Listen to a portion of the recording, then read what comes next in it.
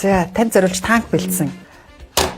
Танк урдаас орж ирээд эзлээд авнаа гэж тарих угаалт хийжсэн баха. Тарих угаалт ч биш л дээ. Хамгийн чуулганыг хамгийн их тасалсан гишүүний нэг. Уралдаас суухгүй бол яах гэж гишүүнээс. Тэр нэг юуны ажиллахгүй хат ороод нөгөө бүртгүүлээд. 3 тэрбум тонны нөөцтэй төгрөг нуурын ордыг 250 сая доллараар зарсан уу та? Одоо 250 сая доллар гэдэг чинь маш их мөнгө шүү дээ.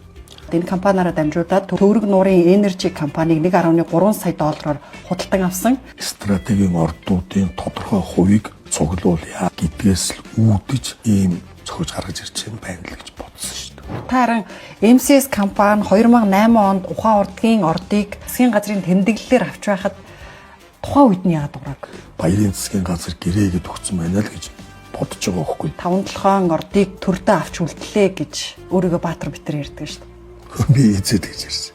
Өргөн нарийн царгийн хэрүүлээс болж 100 орчим их найдын боломж алдсан гэдэг. Үүнд таныг буруутай гэдэг л дээ. Зориу таралдаг гэж байна. Харин таны яг зүтгэж хийсэн 5-7 зүүн баянгийн төмөр зам хамгийн эдийн засгийн эргэлт муутай төмөр замаа гэж. Эдийн засгийн эргэлттэй байх ёстой төмөр зам. Одоо энэ төмөр замаар ч сайжруулсан түвшний мэдлэнгэл зөөж байгаа зү. Тэрийг яриад л таа шүү. Таныг харин Оросуудаа санхууждаг, Оросуудын эрх ашигыг хамгаалдаг болохоор томоохон төслүүдийг гацаадаг гэд яагаад гацаагаад байдаг?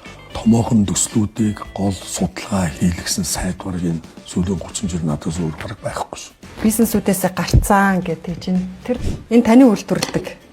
Импексын хям Ах импекс талхч хэрэгэл надтай бол хэдэн төгрөгөөр хөвчилж авч ирсэн бэ? Ер нь яагаад MCS-тэй дайтаад байдаг? Тодорхойш тэр чинь одоо хүртэл энэ дайн үргэлжлээд байгаа юм уу? дайн зөвшөл байгаа л да. Эндийн тэтгэврийн зээлийг тэгэлсний гороор Эрдэнэс Silver Resource компани 850 тэрбум төгрөгийн өрөө төлж чадахгүй дефолт зарлахад хүрсэн. Үүн дээр хэн хариуцлага хүлээх вэ? Батулгын команд гэж мангар юм ярьж хагаад өдөртлгүүдийн бүгдийг солиод Та энэ хямныхаа чанарыг шалгаад амсах юм уу? өдөр болгоод төлөвлөл.